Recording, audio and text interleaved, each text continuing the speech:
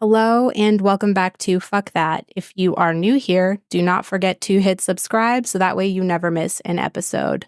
Before we jump in, I do want to give a trigger warning.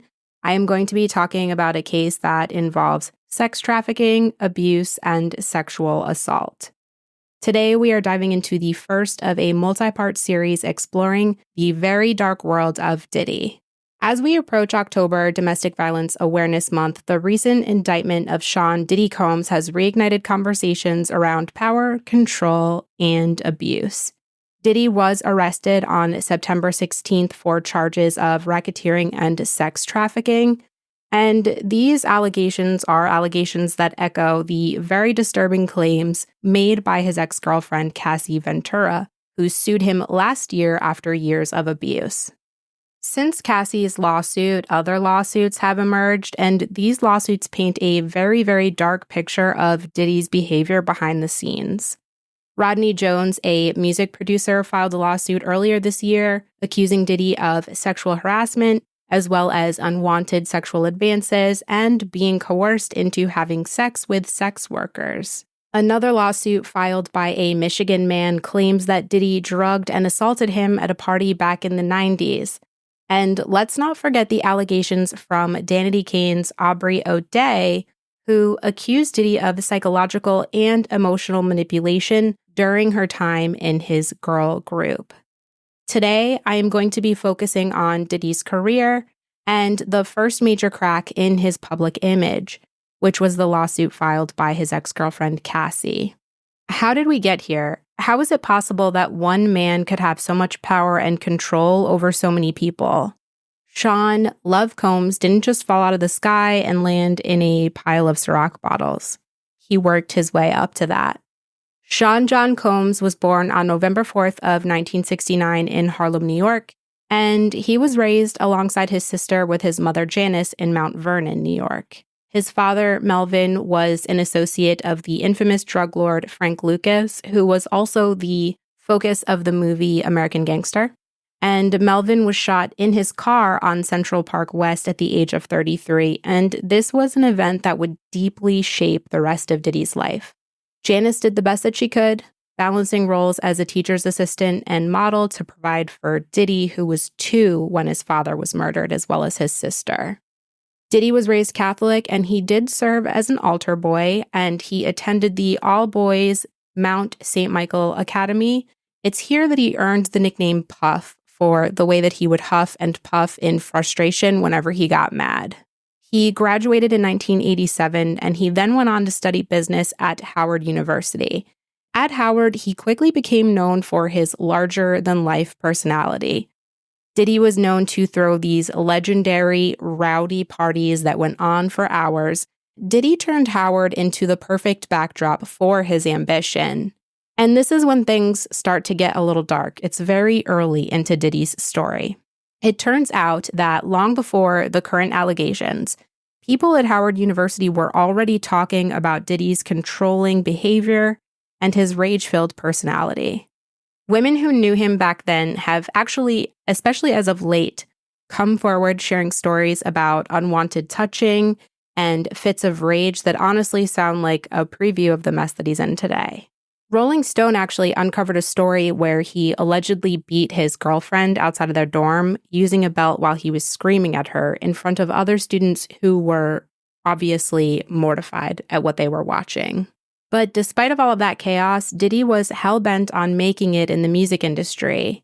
While still attending Howard, he managed to snag an internship at Uptown Records. It's alleged that he did this by bugging Heavy D until he finally got a shot. But Diddy wasn't just an intern there. Nope. He never half-assed things. He ended up dropping out of school, sneaking his way onto trains without paying fare, and eventually worked his way up to becoming the right-hand man to Uptown's CEO and founder, Andre Harrell.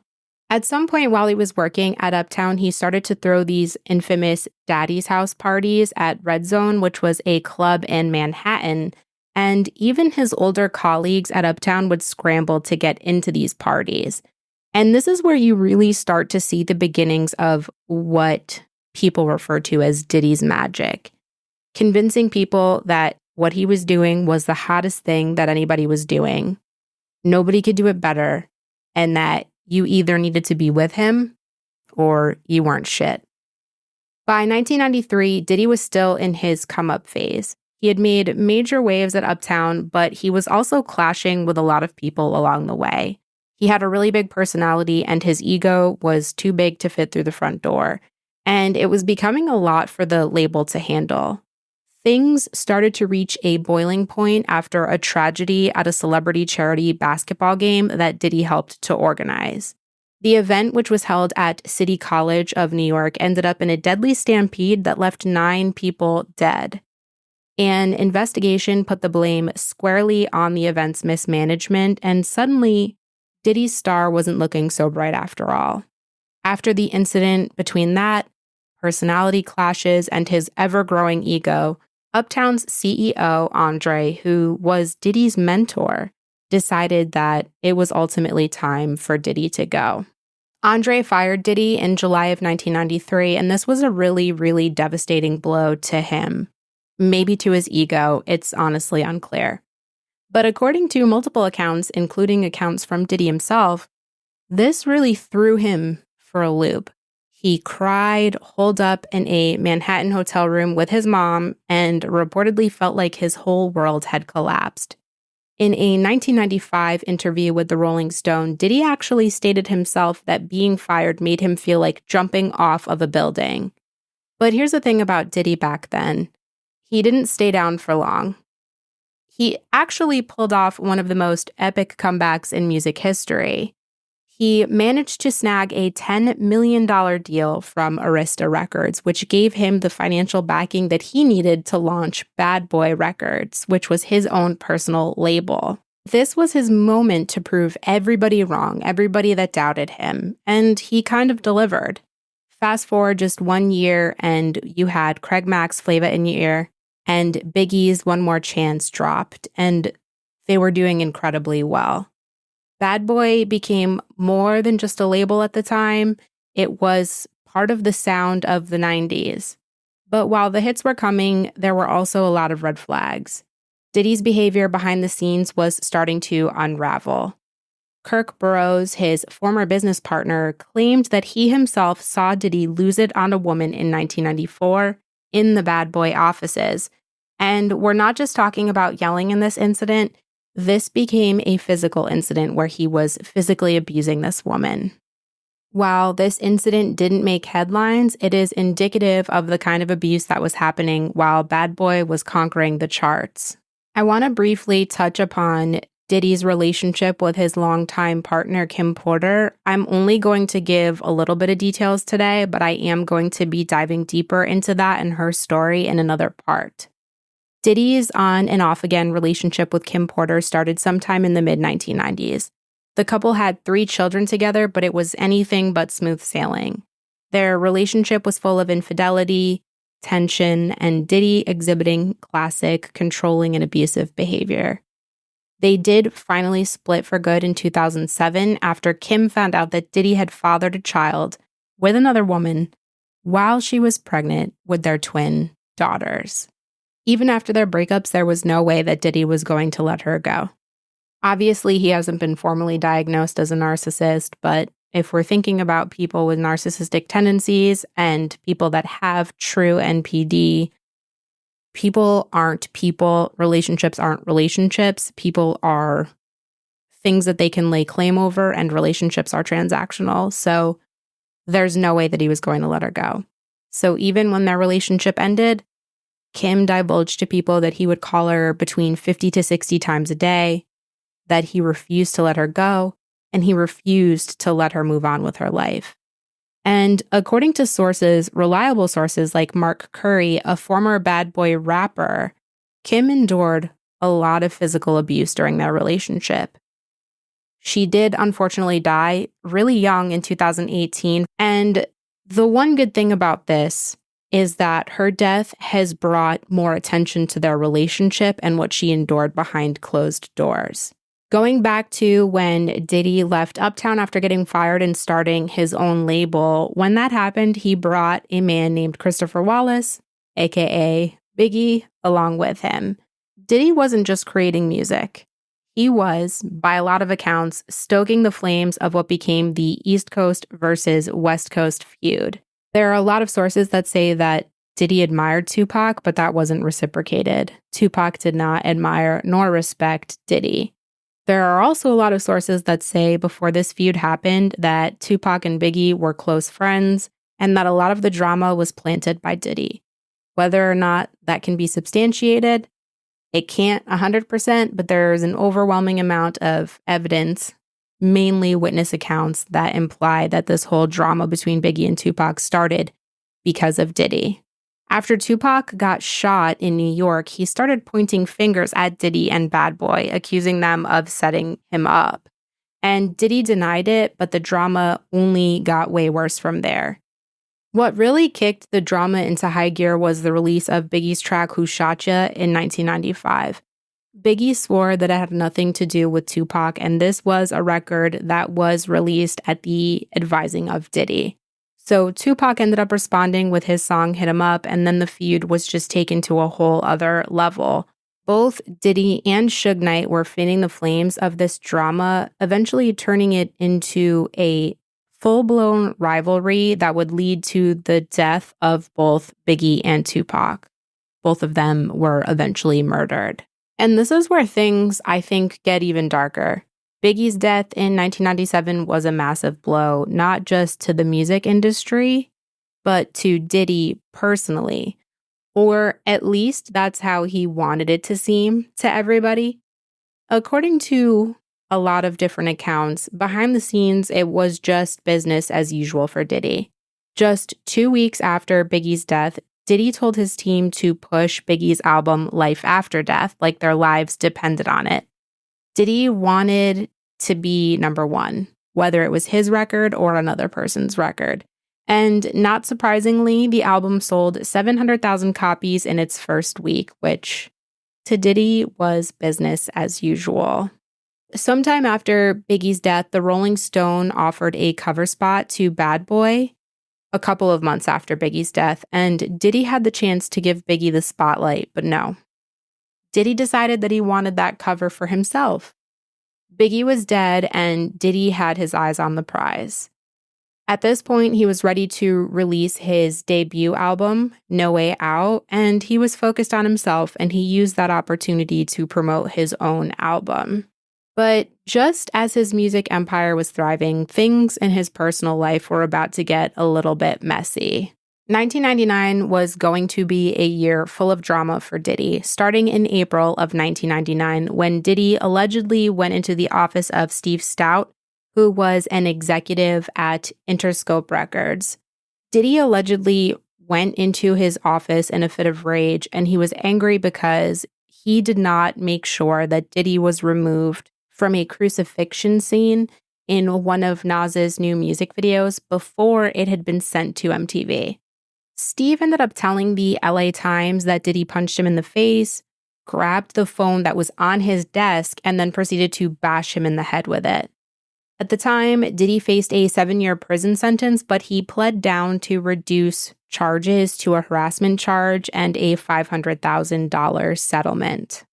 I mentioned earlier that Diddy and Kim Porter's relationship didn't officially end until 2007, but the infidelity was something that was well known to Kim Porter. In fact, in 1999, he stepped out on Kim Porter and began dating Jennifer Lopez, and the two were one of the most talked about couples in the entertainment world in 1999. But things took a dark turn when they got caught up in a nightclub shooting in December of that year that left 3 people injured. Diddy and J-Lo ended up fleeing the scene together. They ran, on the way, 11 red lights and a Lincoln Navigator, only to thankfully be arrested by police when they ended up finding a gun in the car. J-Lo was cleared of any involvement, but Diddy at this point faced charges for gun possession and attempting to bribe his driver into taking the blame for the incident. Diddy was staring down 15 years in prison, but in typical Diddy fashion, he walked away with an acquittal after a 6-week trial in 2001. Unfortunately for his protege, a rapper signed under his label named Shine, he wasn't so lucky. He took the fall for the shooting and was sentenced to 10 years. This ended up becoming one of the first major legal battles in Diddy's public life, but he came out on top without any damage at all to his reputation. In the early to mid-2000s, Diddy really began to shift his focus. He wanted to maintain making music and being involved with Bad Boy Records, but he wanted to expand his influence. And he ended up doing this with the hit reality show Making the Band. One of his major successes was the girl group Danity Kane, whose debut album went platinum. But the behind-the-scenes story was not nearly as glamorous as the public image. Former member Aubrey O'Day has since revealed very publicly the psychological manipulation and control that Diddy exerted over not only her, but the group as a whole. Diddy wasn't just molding the band, he was pitting the women against each other and using his power to control their personal lives. Aubrey has shared that she was pushed out of the group eventually, not because of a talent issue, but because she refused to play along with Diddy's demands. And her experience with Danity Kane is just another example of how Diddy's desire for control bled into every single corner of his empire.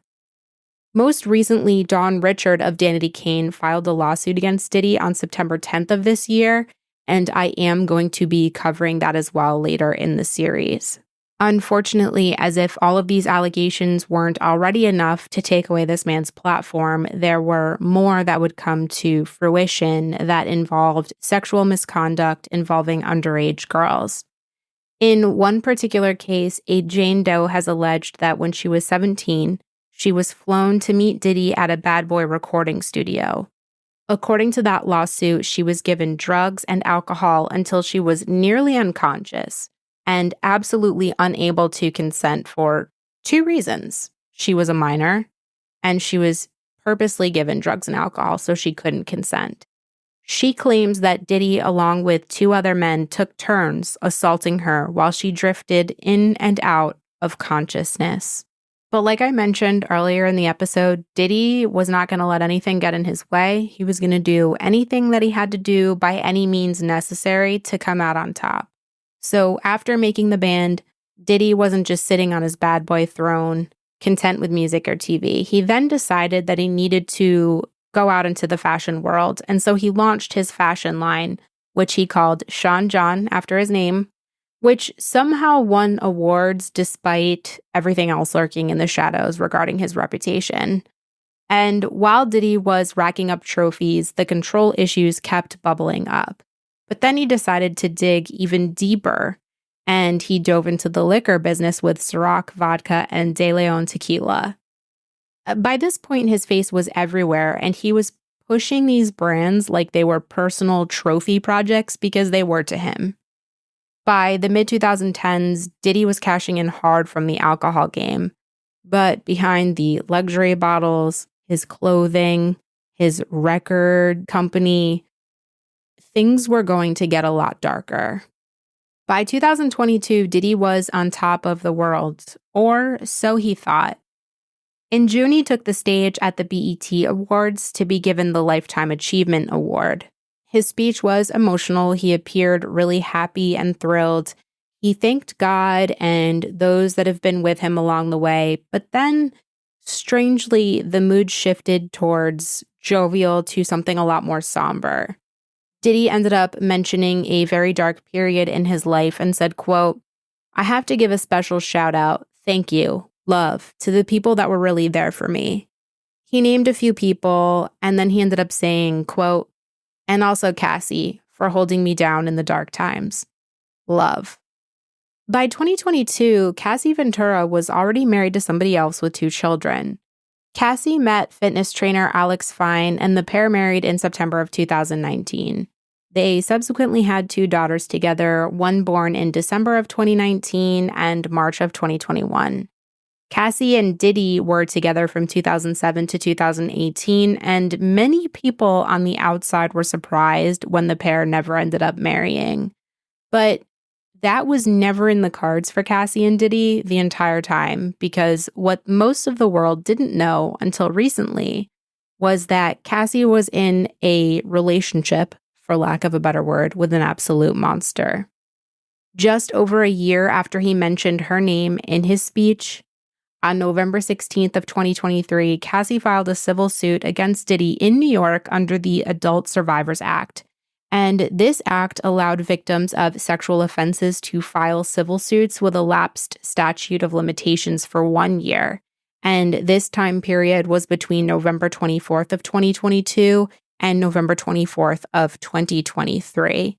And from here to the remainder of the episode, I am going to get into what the lawsuit details. So just note that anything I'm saying from here on out, I am getting directly from that civil suit. Diddy met Cassie sometime between 2005 and early 2006 when she was 19 years old and he was 37 years old. They met because he heard her first single playing in a club, and this sparked his interest in signing her to his label. By February of 2006, Cassie ended up signing a 10-album deal with Bad Boy Records. Cassie's album released in August of 2006, and it debuted on the number 4 spot of the Billboard Top 200 in the United States. Part of an album release entails album promotion, obviously, and that's exactly what Cassie did. She made several appearances on television shows like 106 & Park and TRL. However, the thing about Cassie is she was young, she was new to this industry, and she had a little bit of performance anxiety. And this is something that the press picked up on, and they were really, really hard on her about. This obviously was something that Diddy also picked up on and was painfully aware of. Notably, he made a comment in an MTV interview that stated, quote, "You could hear the nervousness in her voice. And to be honest, I kind of smiled at it because it made me really appreciate what I really love about her. She's a regular person. It just made me appreciate that she got nervous. And it was kind of cute to me, to be honest." You've got to understand that success for her is coming out of nowhere. It's just so huge, and sometimes everybody handles it differently. Here's what's wrong with that statement, okay? He has almost 2 decades on her, and at this point in their relationship, he's trying to play a paternal role. That's how it initiated, according to her, and for the record, I 100% believe everything that Cassie and everybody else says. I believe all of them.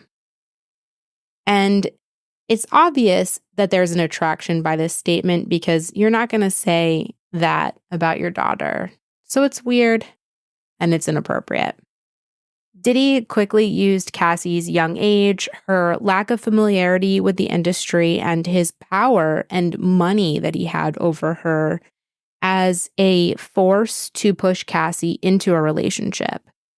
In November of 2006, Diddy invited Cassie to perform his song Come to Me with him on stage at the MTV Europe Music Awards, and this was in Denmark. Now, while Cassie was getting her hair and makeup done by people that were hired by Diddy, Diddy's makeup artist told her that he was interested in her, and this was something that she laughed off because it was her boss and he was much older, almost 2 decades older. So this was just something that was ridiculous and inconceivable to her. Again, this is really weird because the dynamic, or how he wanted to paint himself initially, which was all part of his plan, I'm sure, was that he wanted to come off as a father figure. But really, this was his way of beginning to implement control over Cassie.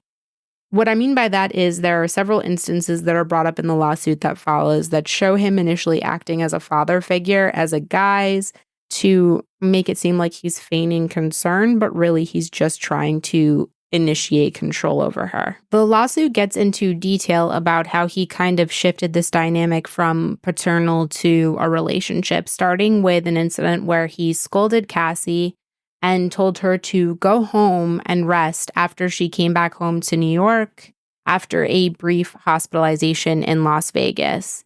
He then began to wiggle his way into her social life, inviting himself to her 21st birthday party.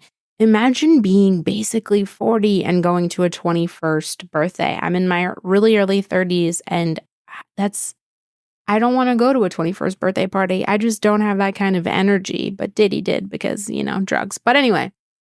And so he wiggled his way into going to her 21st birthday party, and he brought along a bunch of famous musicians and producers. And let's be serious, this is a very pointed thing to do. She's a new artist. She has performance anxiety. This whole scene is very new to her. So he did this to kind of flaunt and show off and kind of peacock, like, hey, I'm this big, powerful person, and I know all of these people. At the after party for her 21st birthday, Cassie had a boyfriend, and at the time, Diddy was still with Kim Porter. But it didn't matter, because there are no boundaries, and there is no to Diddy. So he pulled her into a bathroom and forcibly kissed her. And after he did this, Cassie ran out of the bathroom crying, and she eventually told her best friend what happened, but told her that she was really afraid to tell anybody else about it because of Diddy's power. The following day after her 21st birthday was the Video Music Awards, the VMAs, and Cassie obviously invited her boyfriend. The pair were seated at a table with Diddy, and at some point in the evening, Diddy became enraged, as he does quite frequently, apparently. And he yelled at her boyfriend and told him that significant others were not invited. Regardless of the fact that they were both in committed relationships, and when I say that, I mean Cassie was in a committed relationship. Committed was not in Diddy's vernacular. He did what he wanted. But they were both in relationships, and it was clear that Cassie was not interested.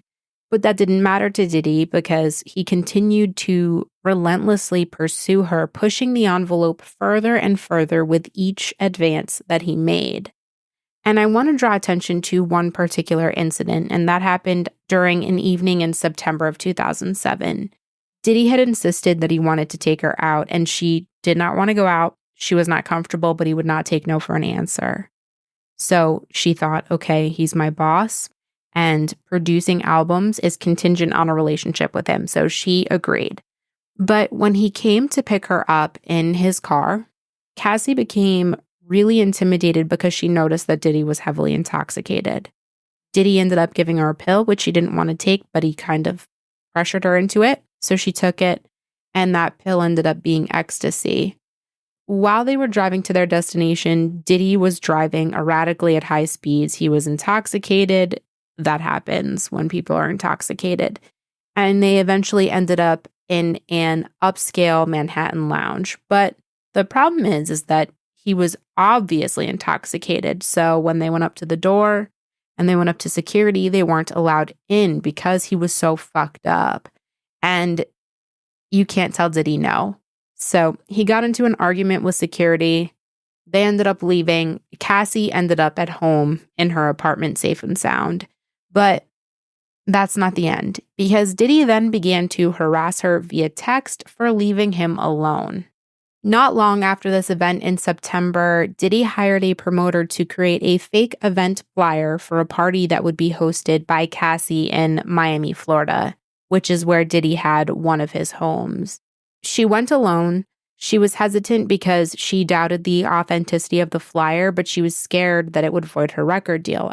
Every decision that she made was out of fear because she thought that if she said no to Diddy, she would lose her record deal and that she probably wouldn't be able to sign another one because of the span of Diddy's influence. During that entire weekend, Diddy fed Cassie drugs and alcohol nonstop. This trip to Miami ended up becoming the first time that the pair had sex. But I want to draw attention to the law in Florida because what Diddy did violates their sexual battery laws. Florida's sexual battery laws, which includes sexual assault and rape, and Florida considers these two to be the same. What that entails is that it is considered forced if the action occurs against the victim's will or if they're unable to consent. And essentially in Florida, you are unable to consent if you are under 18 or if you are mentally disabled or mentally incapacitated. Mentally incapacitated includes being intoxicated due to drugs or alcohol.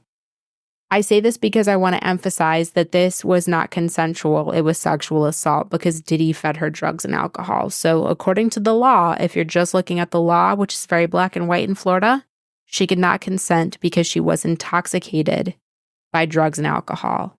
So now, less than 2 years after signing on with Bad Boy Records, Cassie was now stuck in a relationship with a man who was almost 20 years older than her. He was her boss, and he truly held her career in the palm of his hands, and she knew that. Diddy began to exert further control by essentially love bombing. He paid for lavish vacations for Cassie. He bought her designer jewelry, designer clothes. He rented a luxury apartment in Manhattan for her, which was conveniently only a few blocks away from where he lived in Manhattan. And then he did the same in Los Angeles, renting her an apartment that was only minutes away from his home. And at this point, almost every single aspect of Cassie's life was controlled by Diddy. By 2008, Diddy began to give Cassie opiates, and he eventually began to pressure her to ask for opiate prescriptions from various doctors in Miami when he would run out of his own supply. To make matters worse, Diddy maintained access to and control over Cassie's medical records. And this was something that was really important for Diddy to do, because as he started to become physically violent and he started to increase his physical violence, he needed to maintain access to her records so that he could see the results of MRIs that she would receive after he would beat her and other things under that umbrella. Diddy also ensured that his staff would be the ones to drive Cassie to and from any and all of her appointments. Very quickly, Diddy employed tactics of manipulation, fear, and abuse to keep Cassie in check. This next part that I'm going to talk about is something that is repeated in Rodney Jones's lawsuit, which I'm going to cover in the next part of the series.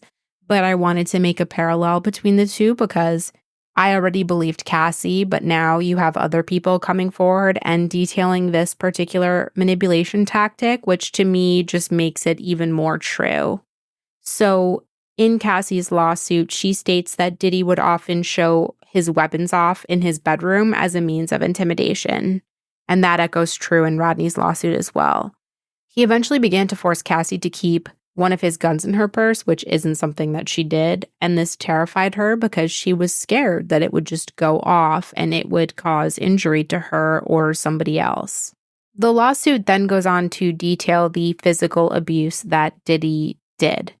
And once Diddy began to beat Cassie, it obviously escalated, and he would do whatever it took to hide the evidence and maintain his reputation. One of the tactics that he used to ensure that nobody was able to see her bruises and injuries was to force her to stay in hotel rooms until her injuries healed. One notable incident happened in January of 2009 during a party in Los Angeles. While the pair were there, Cassie spoke to another music manager. And there was really no intention behind it. But when Diddy found out and he was at the party, it obviously pissed him off.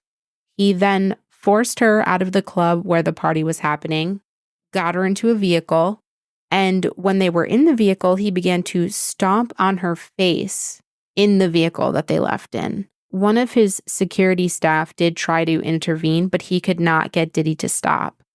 When they got to Diddy's house, Cassie tried to run away, but he followed her, and he continued to kick her in the face. Cassie began to bleed profusely after Diddy's abuse, and after being forced to enter his home, she started to vomit from the assault. This obviously made Diddy panic, not because he realized how badly he hurt his partner, but because he realized that it was very evident physically, which is something that's really hard for me to wrap my head around, is that clear lack of remorse or sympathy or empathy. He decided that in order to avoid this negative attention, he needed to have her stay somewhere. So he made his staff bring her to a suite at the London Hotel in Los Angeles, and she was forced to stay there for an entire week. This was obviously traumatic to Cassie, not just because of the assault itself, but because it made her realize how loyal his staff and inner circle was. And this made her realize that she was truly alone, that likely no matter how hard she tried to leave, he would find a way to bring her back against his will somehow, because he had all of these people in his employ lying for him and helping him cover up everything that he was doing, not just to her, but to other people. Unfortunately for Cassie, the abuse wouldn't just stop at the manipulation, the physical and emotional abuse. A few months into their relationship, the abuse would move beyond physical, and it would turn to sexual abuse as well. While on a trip in New York, Diddy told Cassie that he was interested in voyeurism and that it would turn him on to see her with another man. Diddy decided after telling her that he was going to make that a reality regardless of Cassie's desire, which was to not participate in anything like that. Back at Diddy's home in Los Angeles, he hired a man, gave him and Cassie drugs, instructed them to wear masquerade masks, and forced her to participate in sexual acts with the man while he watched over a span of several days. This kind of event is what Diddy eventually referred to as freak-offs. These freak-offs, he obviously told Cassie to keep private. What's really sick about it is he told her that it was their thing. It was their secret thing. These freak-offs would occur at several hotels, one of which I'm going to name very publicly, the Intercontinental Hotel. The Intercontinental is a place where Diddy held freak-offs at several locations, like Century City in Los Angeles, Atlanta, and New York, and I can't help but wonder how much the staff at these hotels knew. It wasn't enough that Diddy was forcing Cassie into sex trafficking, beating her, feeding her with drugs and alcohol. He then began to force her to do his bidding and find sex workers for these freak-offs that she did not want to participate in. Now, something that is a really disgusting detail to me is that his assistants and other employees would help her. Knowing that she wanted nothing to do with this, they would help her to collect a paycheck. Maybe there was a fear aspect, but to me, there's no amount of money. There's nothing that could quiet me from something like this. But not only that, these employees would help set up the hotel rooms. And these hotel rooms were set up with baby oil and lube. And this is something that I'm going to cover with the indictment, because the indictment just gives more credibility to Cassie, because they talk about baby oil and lube in the indictment. So we're going to circle back to that. During these freak-offs, Diddy would feed the sex workers that were hired and Cassie copious amounts of alcohol and drugs like ecstasy, marijuana, cocaine, GHB, and ketamine. These freak-offs were always recorded by Diddy without anybody's consent, whether it was on Cassie's phone, his phone, or something else. Now, they do note in the civil suit that the occasions where Cassie would find those recordings on her phone, she would delete them. But then Diddy would somehow know, and he would make comments to her saying, well, I know you deleted this. I have more copies and I will use it against you. So he obviously used these recordings not just for his own satisfaction, but as a means to maintain control and have blackmail on people. Sometimes during the freak-offs, Diddy would get so intoxicated that he would beat Cassie in front of the sex workers while this was all going on. Before I continue with the lawsuit, I'm going to get into a time when they were on a break and Cassie started seeing somebody else. I just wanted to briefly talk about domestic violence and why victims stay, because I don't want somebody to listen to this and think to themselves, why didn't Cassie leave? Because there's so many reasons. This is such a special circumstance where she has somebody that is in control of her salary and her life, literally. For all Cassie knew, he could have her killed in any instance and nobody would ever know about it. And he could ruin her career like that. She would never have a chance again in the music industry by his threats. When you break that down to a normal level with a person that doesn't have his status, adding his status onto it just makes it that much more scary. But when you break it down to a level, let's just say it's two people that aren't in the spotlight, love, because they care about the person. But mainly there's a fear, because it is a statistical fact that when a woman leaves an abusive relationship, she is exponentially more likely to be murdered when she tries to leave. But then I also like to talk about the trauma bond component to it, because there are a lot of studies that have come out recently that compare trauma bonds and its impact on the brain to when people have a legitimate substance use issue with something like an opiate like heroin. The trauma bond, based on the abuse cycle, the high somebody feels during the phase where the person's giving them gifts and treating them nicely because they know that they just fucked up and they want to keep them in. And then you have the lows again. And then you have the highs where they know that they fucked up and they're trying to keep you in.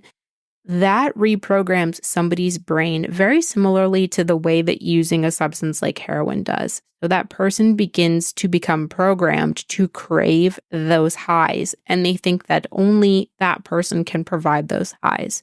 So abusive relationships are very complex and they're very multifaceted, but I just want you to know that it is never the victim's fault and that there are always very substantiated reasons as to why a victim stays.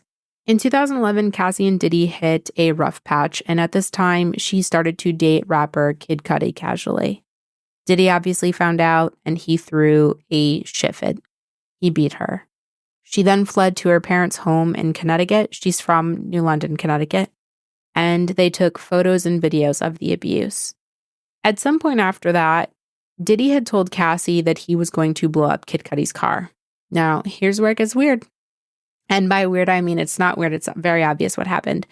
Kid Cudi's car caught on fire in his driveway while he was home. And it was evident by investigation that it was because a Molotov cocktail was placed into his car.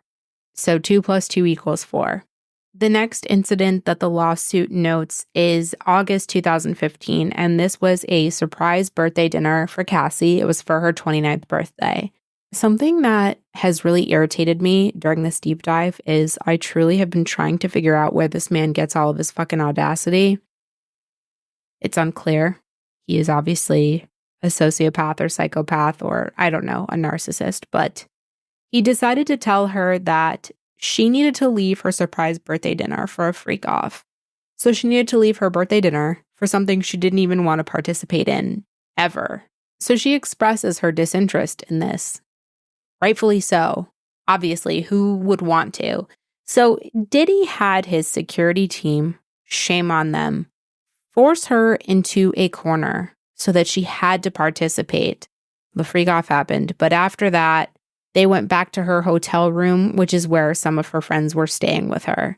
And Diddy was so intoxicated that he ended up taking one of her friends and hanging her over the balcony, which was on the 17th floor, just hanging her over it casually. One of the incidents that was one of the final nails in the coffin of their relationship actually just came to light via the form of video. It was mentioned in the lawsuit, but this was the video that came out after the lawsuit of Diddy and Cassie in the hotel. The video was Cassie trying to escape Diddy in a hotel hallway, which prompted him to issue a very half-assed apology that was not at all sincere. This incident happened sometime in March of 2016. Diddy had forced Cassie into another freak-off held at the Intercontinental Hotel in Century City in Los Angeles. When I say that I feel like this hotel knew, I mean that allegedly this hotel knew, okay?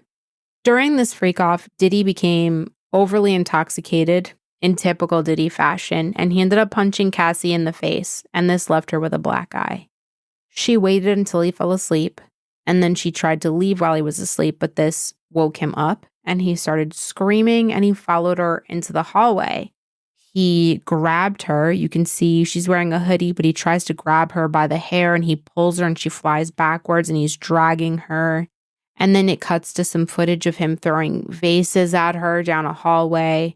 She did manage to escape the situation. According to her lawsuit, she was in a cab ready to go home, but she started to think about the consequences and what would happen if she actually left, which scared her into going back to the hotel. So she goes back to the hotel, and according to the lawsuit, the front desk staff was like, "You just leave." And they commented, making her think that they had seen the security footage. But she was terrified for her life, rightfully so. Diddy ended up paying the hotel $50,000 in exchange for the security tape of that incident. After this incident, Cassie left her home and she went into hiding at a friend's home in Florida. And James Cruz, president of Bad Boy Management, was somehow able to track her down, and he expressed to her that her single would not be released if she did not answer Diddy's calls. Subsequently, somebody at Sony called a woman, which shame on you as a woman to do that to another woman, and said the same thing. Here's the cherry on top. One of Diddy's unethical lawyers, who should be disbarred, allegedly, also called her, expressing a very similar sentiment. Cassie had enough. Around 2017, 2018, she was done. She was terrified of leaving, but she was even more terrified of what would happen to her if she stayed. And by September of 2018, Cassie agreed to meet Diddy for dinner at a restaurant so that she could tell him that she was leaving him for good. But when Cassie was dropped off to her apartment to go home, Diddy forced his way into her apartment and he sexually assaulted her. Following that assault, she decided that she needed to sever ties very quickly, so she left the Manhattan apartment that he had paid for, she returned the car that he had purchased, and she began to enter into contracts to sever her relationship with Bad Boy Records. She moved away and tried to keep everything a secret, but unfortunately her address was doxed in 2019, probably by one of his associates. Thankfully, after over a decade of torture, Cassie was finally free, but not entirely, because according to the lawsuit, Cassie understandably suffered from intense emotional distress. She had issues after the relationship with sleeping and eating. She had to deal with feelings of suicide, and she credits her children for saving her life. When a civil suit is filed, there are causes of action, which essentially are legal claims that give the plaintiff the right to sue the defendant. Within this lawsuit, there were 8, starting with sex trafficking. There's a human trafficking violation in New York, a trafficking violation in California, battery and sexual battery in New York, sexual assault in California, and 7 and 8 are gender-motivated violence in New York, sexual harassment, gender discrimination, and a hostile work environment. The day after the lawsuit was filed on November 17th of 2023, a settlement was reached. And some people have had a lot of comments about that, but I actually think that was her intention. I don't think her intention with this lawsuit was to squeeze as much money out of Diddy as she can. I think that her intention was to shine a light on what he did. And that's exactly what she did, because there has now been a cascading domino effect thanks to her and her bravery. For years, Diddy has been sold as a powerhouse, but behind the glamour, the reality was much darker, and Cassie's lawsuit exposed years of abuse, manipulation, and violence. And she essentially exposed Diddy's blueprint for control. Cassie's bravery got the ball rolling, and now Diddy's empire of control is falling piece by piece. In the next part of this series, we will explore how the walls are closing in as more stories come to light. Thank you so much for listening. If you want to listen to part 2 early, you can find it on Patreon at f.pod or on YouTube subscriptions. If you liked what you heard today, please like, review, subscribe. You can find me on all social media at f.pod except for Instagram, which is f_pod, and the website is f.pod.com.